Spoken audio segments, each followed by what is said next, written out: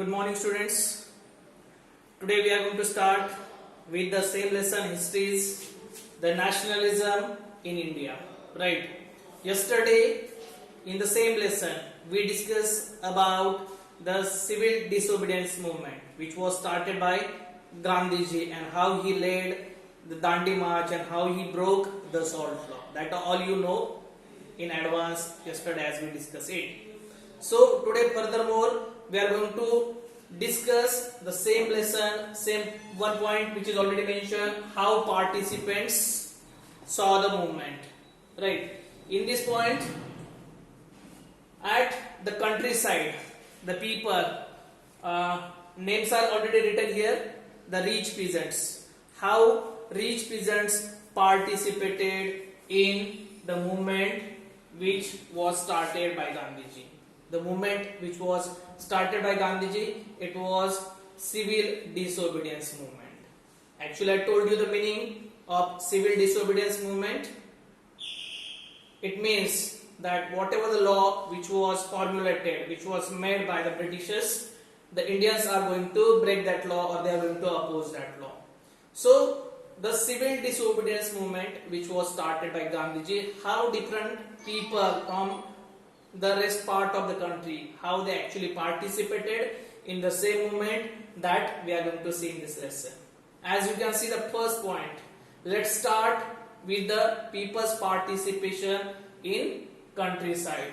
So at the countryside, how the rich peasants, they participated in this civil disobedience movement, right? The two categories it is mentioned here. First one, it is Patidars. They are from Gujarat, and second one, they are Jats.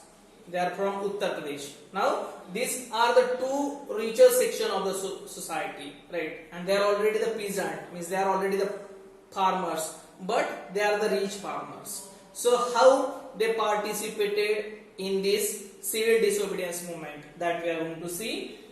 So, it is one word it is mentioned here, active. At very first, when the civil disobedience movement was started by Gandhiji, they very actively participated in that movement at very first, at the beginning. And after some time, they felt a difficulty. They felt the economic depression. Why it is so? Whatever the produce which they were making, they are doing the farming and they are getting the production. For that, they are not getting the good revenue, or they are not getting the good amount for their products. They are not getting the good prices for their products. The prices started falling, and as the prices started falling, they are unable to pay the revenue, right? They are unable to pay the revenue due to the falling in the prices. So the money are not there. How they are going to pay the revenue? How they are going to pay the tax to the government? So they denied. They said that we are not ready to pay the tax, right? Till here all the things are clear. Let's discuss the same point. The points are already written in this side. The rich peasants, right?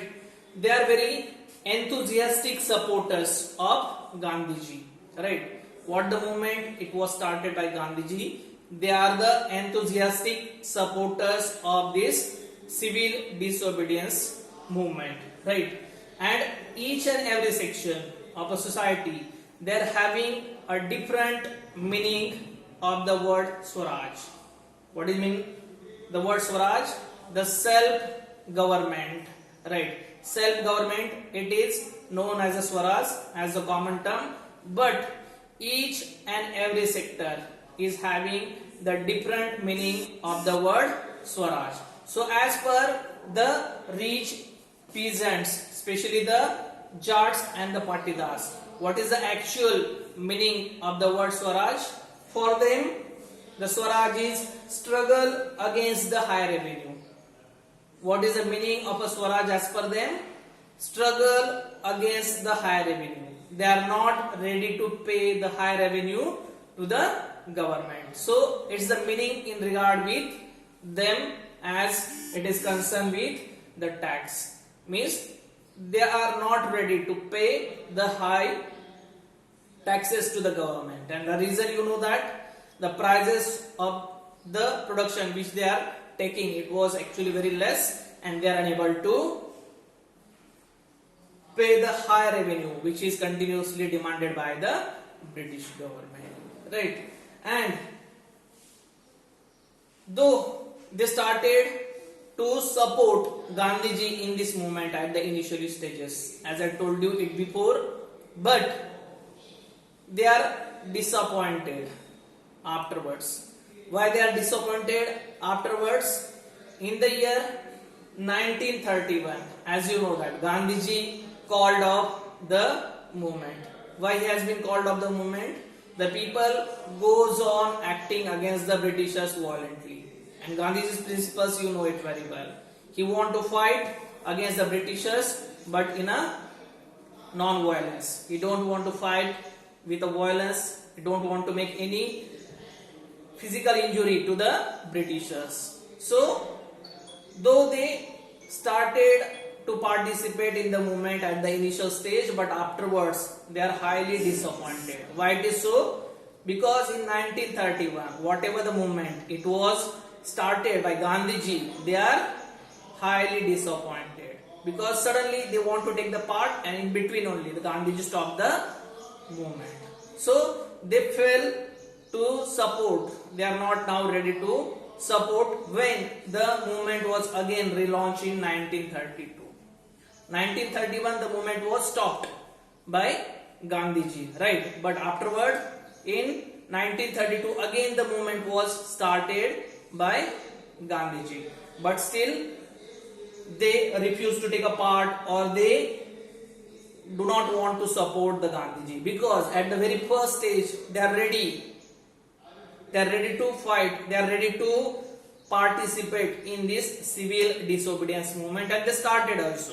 But in middle only the movement was called off. It was stopped by Gandhiji due to some reasons. And when afterwards the same movement it was started, they are not ready to take the part in this same movement which was relaunched by Gandhiji in the year 1932.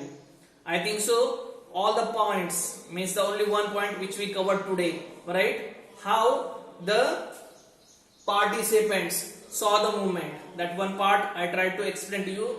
I think so it's quite clear, and all the point you have understood.